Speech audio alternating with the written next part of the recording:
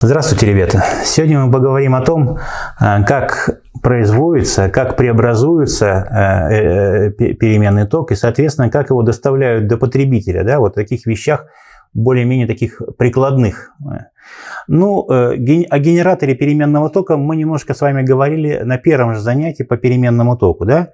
Генератор – это устройство, которое преобразует механическую энергию, но уже в электрическую, если говорить так совсем просто. Я просто очень быстренько напомню основные элементы. Ну, допустим, что вот я NS показал, это полюса магнита, ну, условно говоря, это может быть какой-то электромагнит. Это называется устройство, называется индуктор, то есть устройство, создающее магнитное поле. Это всего лишь пара полюсов, а их может быть много, скажем, 8, 16 пар полюсов и так далее. Для чего это делается, я вам чуть позже скажу.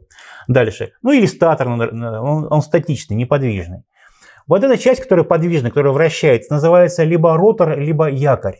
Вот именно в этой части будет индуцироваться ДС, индуцироваться переменное напряжение. Как мы это с вами уже говорили. Значит, да, соответственно, когда от неподвижного магнита, значит, идут магнитные линии, пронизывают какой-то контур, да, создается магнитный поток. Ну а соответственно, что при изменении этого магнитного потока создается ЭДС. Я просто напомню, что вот этот ЭДС индукции, это соответственно что? Зависит от скорости изменения магнитного потока. Дельта F, значит, на дельта T. Ну там еще умножить на количество витков, значит, да, если это нужно. Ну и, соответственно, напряжение, которое будет вырабатываться, оно будет изменяться такой же самой частотой, с какой будет вращаться, значит, вот эта самая рамка. То есть получается вот такое У равняется У максимальное, ну, условно говоря, умножить на косинус омега Т. Так. Ну, а, соответственно, вот это максимальное будет связано с ДС максимальной, а ДС максимальный – это максимальный магнитный поток, умноженное на омега, ну или, скажем, БС умноженное на омега. Об этом мы уже говорили на первом занятии, поэтому это я очень быстро пропускаю. Вот, что я написал такое. Вот для того, чтобы, ну, у нас стандартная частота, значит, да, на всех станциях, это 50 Гц, стандартная частота тока. И, кстати, не только у нас в Казахстане, это во всех странах, в большинстве стран Европы, ну, только в США и в Японии там 60 Гц. Это, ну, это уже дело, как говорится, вкуса. Так. Но для того, чтобы с такой большой скоростью не вращать ротор 50 оборотов в секунду, да, можно просто что? Вот я написал формулу, что частота равняется n умноженное на f, где f это будет частота обращения вот этого самого ротора, а n количество пар полюсов.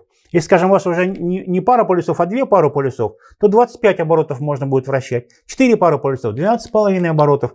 Но, скажем, делаете 10 пар полюсов, всего лишь 5 оборотов в секунду можно будет вращать.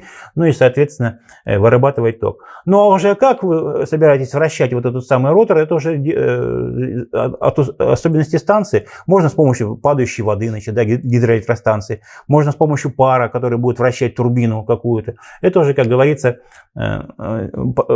выбор тех инженеров, которые занимаются, ну, вот, проектировкой вот этой самой станции. Так. Но особенностью, такой важной особенностью переменного тока является то, что его очень легко можно преобразовывать, менять напряжение.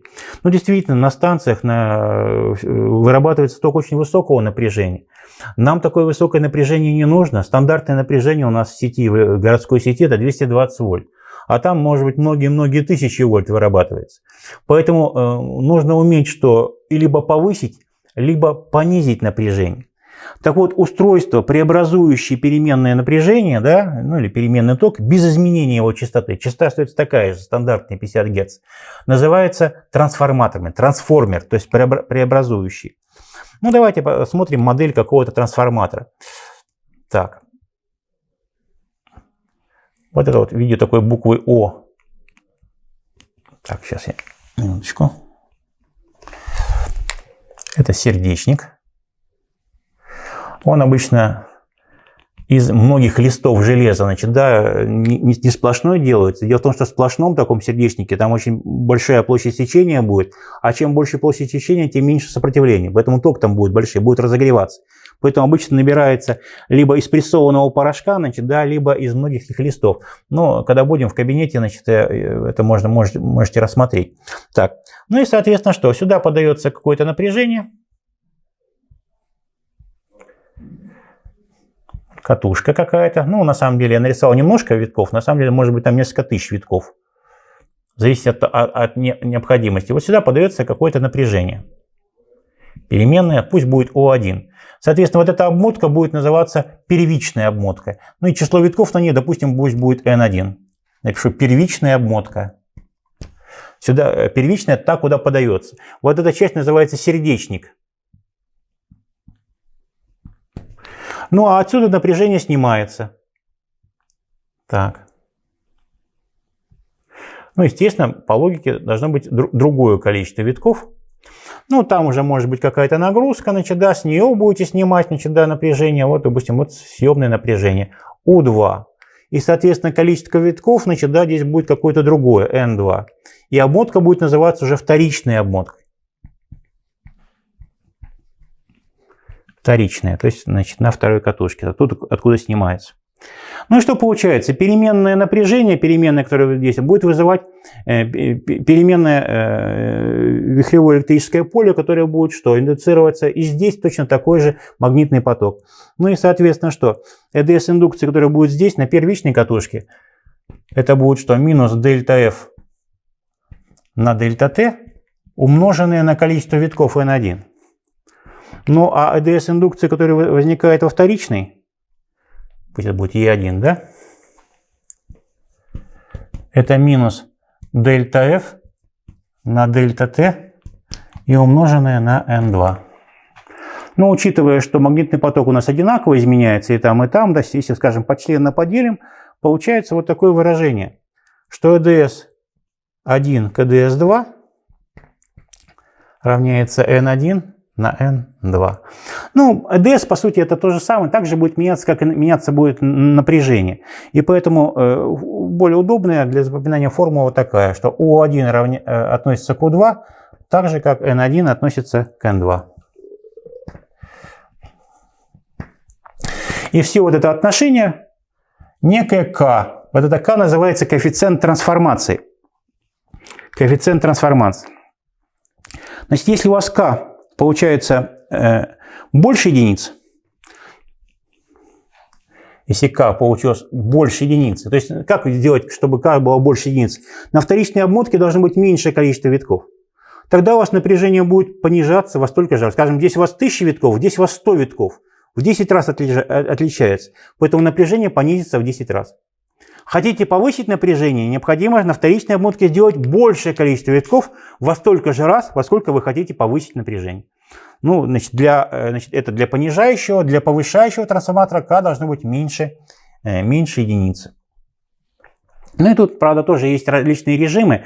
Вот то, что мы записали, это упрощенная формула, называется режим холостого хода, когда не нагруженный трансформатор. Ну, при решении задачи мы с вами будем разбирать и более сложные, когда на вторичной обмотке там, значит, приходится учитывать еще сопротивление проводов, значит, да, это чуть сложнее расписывается, но от этого смысл не теряется. То есть вот этот коэффициент трансформации просто показывает, как можно изменить, значит, напряжение. Ну и самое интересное, значит, кстати говоря, трансформатор, называется трансформатор Тесла. Значит, Никола Тесла, знаменитый югославский физик, инженер, гениальный, значит, да, предложил такое простое устройство. Так вот, трансформатор обладает огромным КПД. Вот если тепловые там какие-то машины мы разбирали в прошлом году, ну там 20, 30%, но реактивный двигатель может быть 60%. КПД трансформатора хорошего может быть 99% и выше. То есть фактически что? Ну а что такое КПД? Это отношение, ну скажем, мощности, которую вы снимаете, значит, да, к мощности, которая подается. Ну и умноженное на 100%. Так вот, я говорю, для большинства трансформаторов нам более 90%. Ну а когда там 99%, то фактически у нас получается что? Вот это вот P2 приблизительно равняется P1. Это означает, что I2 на U2 равняется I1 на U1. И то, что можно будет сделать вот такую замену. То, что U1 к U2 равняется то же самое, что I2 на I1. То есть во сколько раз изменилось, значит, напряжение, обратно пропорционально будет изменяться сила тока. Но это для того случая, когда мы пренебрегаем потерями. Так, ребят. И последний момент. Давайте мы это тоже посмотрим. Итак, мы на станции произвели переменный ток. Надо доставить его до потребителя. Какие тут, значит, есть особенности, какие тут есть нюансы?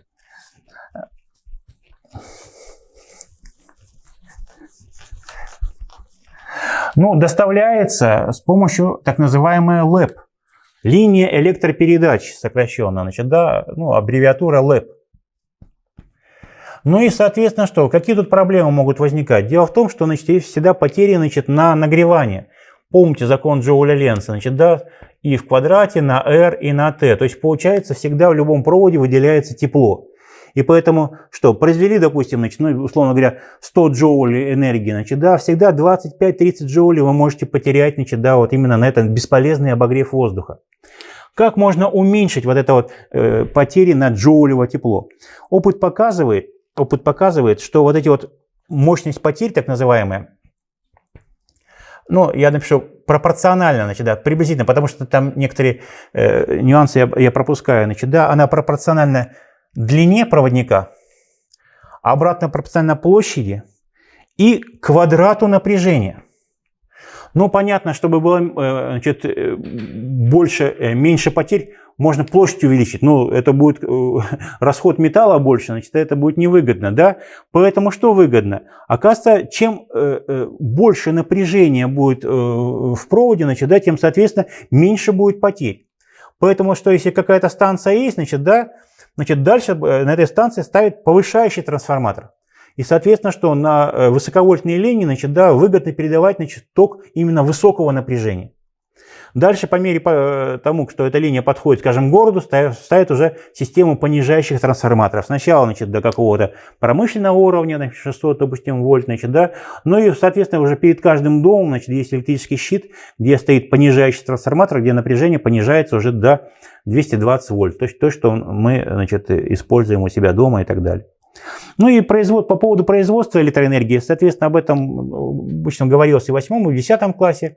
Ну, большая часть, конечно, электроэнергии у нас вырабатывается на так называемых ТЭЦ, ну, ТЭС, тепловые станции. Но у нас называется ТЭЦ, это теплоэнергоцентраль. То есть, получается, ТЭЦ подразумевает не просто еще производство электроэнергии, а использование вот отработанного пара. Значит, да, он конденсируется и идет на обогрев города, потом снова возвращается в котел, значит, где подогревается, и полученный пар снова используется, значит, для вращения турбины. На ТЭЦ где-то порядка 70% всей электроэнергии мира, значит, приходится. Ну, на ГЭС, гидроэлектростанции, значит, там есть мощные реки, ну, порядка 20% всей энергии. Ну и на все другие виды, в большей степени, конечно, атомные станции, оставшиеся 10%. Ну, надо сказать, что из-за того, что вот эти вот источники топлива, уголь, значит, нефть, они все-таки вырабатываются, где-то через 150, через 200 они вообще просто закончатся. Все-таки атомная станция, хотим мы этого или не хотим, это все-таки энергия будущего, и, в принципе, скорее всего, в будущем основным источником электроэнергии будет именно атомные станции. Вот, ребята, сегодня много материала было, значит, да, я просто напомню, генераторы, там, где производится электрическая энергия, трансформаторы, устройства преобразующие, значит, напряжение, значит, какое нам, ну, либо повышающее, либо понижающее. Ну и немножко поговорили о линии электропередач, значит, да, как оказывается, выгоднее передавать ток высокого напряжения, а потом уже понижать, значит, напряжение до необходимых. Спасибо за внимание. До свидания. Будьте здоровы.